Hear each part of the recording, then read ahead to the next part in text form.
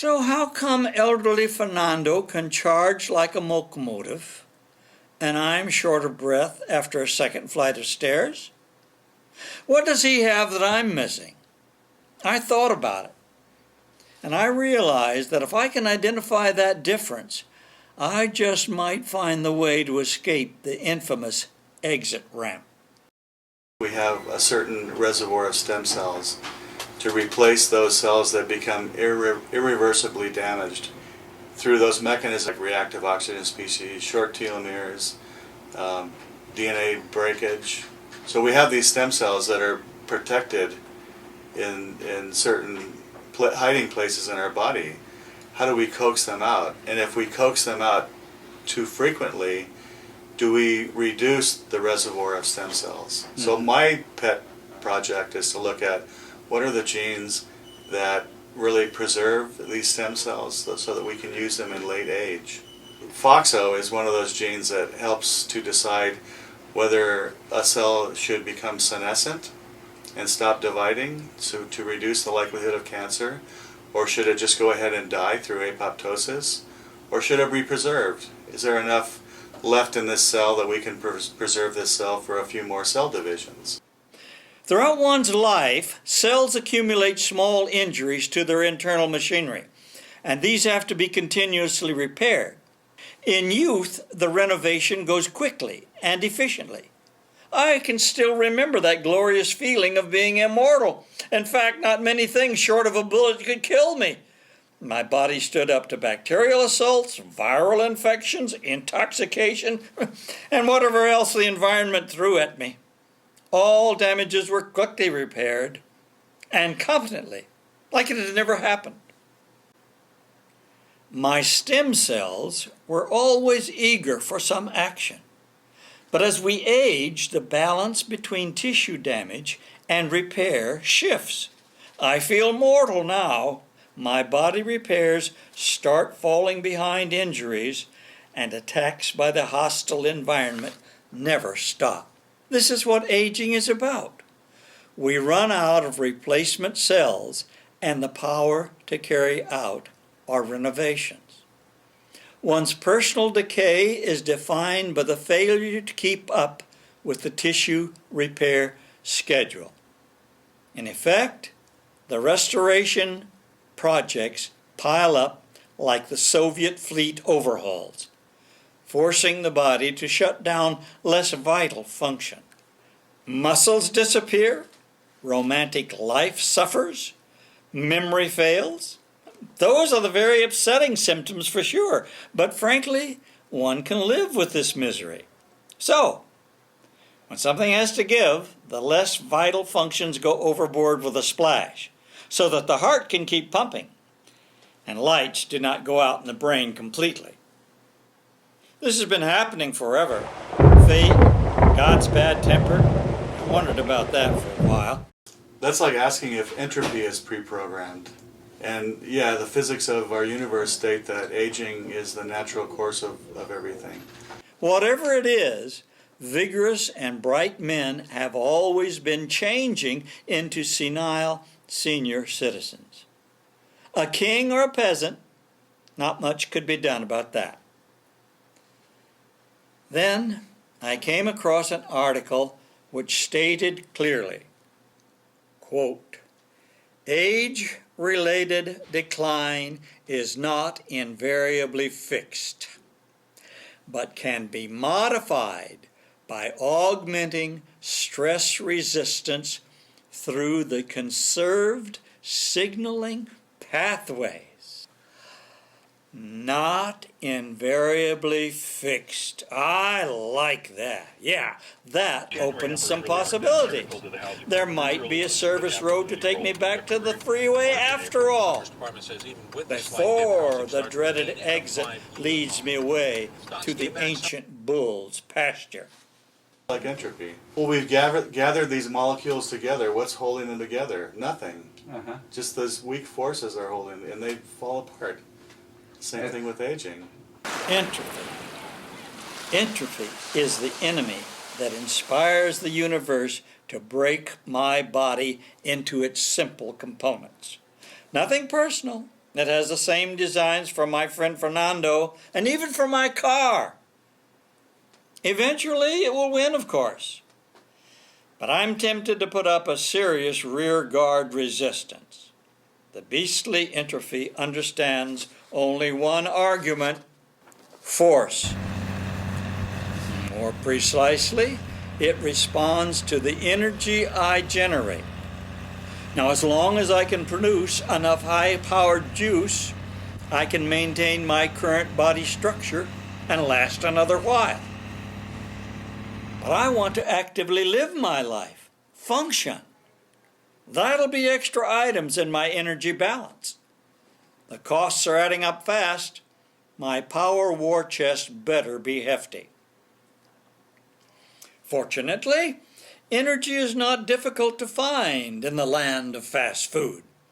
In 10 minutes flat, I can devour more delicious stuff than my body needs for a day. But alas, the way from my turkey sandwich to a molecule of ATP, which is my cell's favorite energy serving, is long and hazardous. The journey starts in my eager mouth, then follows the intricate passageways of my digestive tract while being broken down. Eventually, nutrient molecules, glucose for example, knock on my cell's door. Invited inside, the molecule is grabbed into a whirlwind of chemical reactions, which are doing their best to strip off its energy. Unceremoniously, the cell appropriates the loot in the form of energy-rich ATP for its own use, while remnants, like carbon dioxide and water, are kicked out. Now, all this morally suspect activity goes on efficiently and quietly, with a minimum of fuss. Well, there is some fuss. Molecules of corrosive ROS, reactive oxygen species, or the dreaded oxygen radicals, these are being released in the process. But it's not a problem. The nasty stuff is cleaned up in no time. Most of the work takes place in special units called mitochondria. The mitochondria is a very interesting system in the sense that it provides most of the energy in the cell. They contain and neutralize harmful byproducts while faithfully pumping out the energy currency, ATP. Now, I have a bout of nostalgia. My mitochondria, so lean and workaholic when I was young, became inefficient, leaky bags of hazardous materials, and are putting out energy only when they feel like it. We've done some research on mitochondria, and that seems to be one of the systems that falls down when we age. It starts spitting out more reactive oxygen species because it's sick. And there's a mechanism whereby that sick mitochondria tells the nucleus, hey, you better get rid of me because I'm doing more harm than good. And under ideal conditions, that cell would get rid of the mitochondria and promote the growth of the good, healthy mitochondria in the cell. Or the mitochondria just says, hey, it's beyond repair, I'm just going to commit suicide. In the meantime, my cost of living is high, and entropy keeps threatening me with decomposition. My DNA, damaged by daily environmental assaults, needs to be fixed. My mitochondria have to be upgraded, or else I will drop dead from lack of energy in front of a Burger King. The misshapen proteins, products of my shoddy manufacturing processes, foul up my cells. They must be recycled before clogging the system completely. One of the best things that we can do is recycle in the cell. We have this great system for tagging protein and other structures in the cells so that we have a way of measuring their life cycle, and why not just beef up the recycling process so that we can take the oldest of the old structures in the cell, break them down into their basic components and reutilize them. And I think that's the basic mechanism how caloric restriction works. It forces everything in the cell to become recycled. Now, all this maintenance work consumes a lot of energy. My power bill is high. Once I could pay it and still have buckets of energy for extracurricular activities. But now I can barely keep the lights on. And I know that the very moment I lay off the maintenance crew, breakdowns will start cropping up all over my landscape. Tumors, infections, degenerative disorders can't wait to get me. Unacceptable. Entropy is waiting. It's not quite clear why my capacity to generate energy slows down while Fernando the bull seems untouched by time.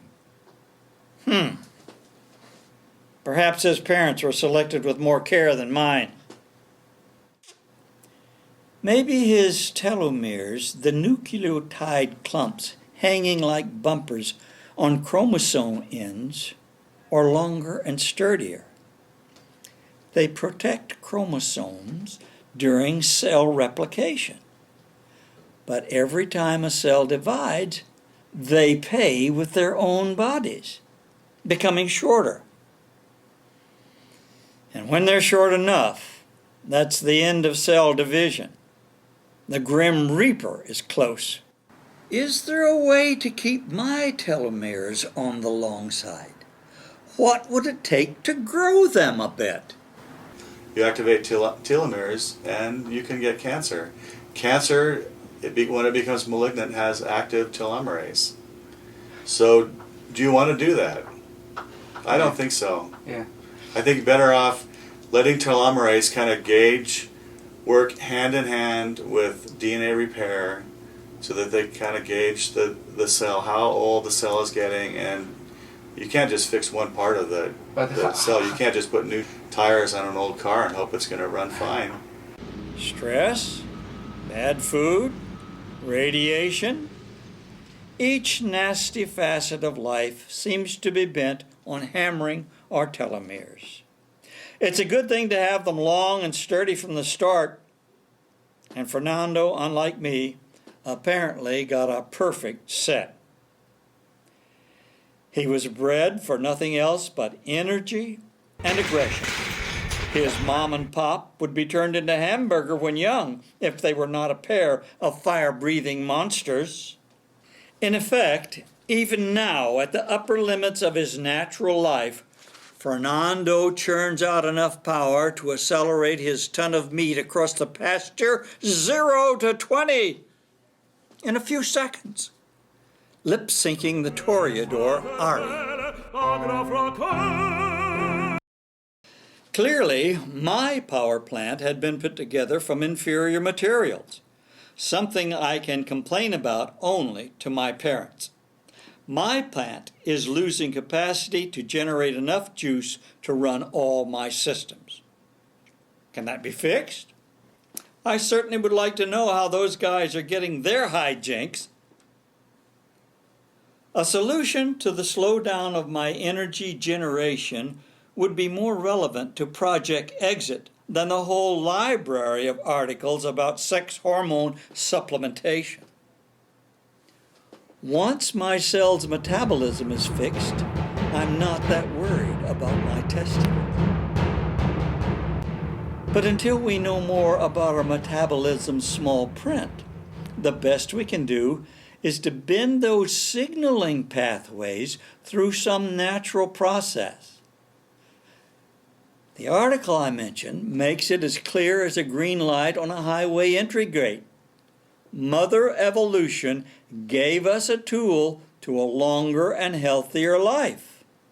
It's called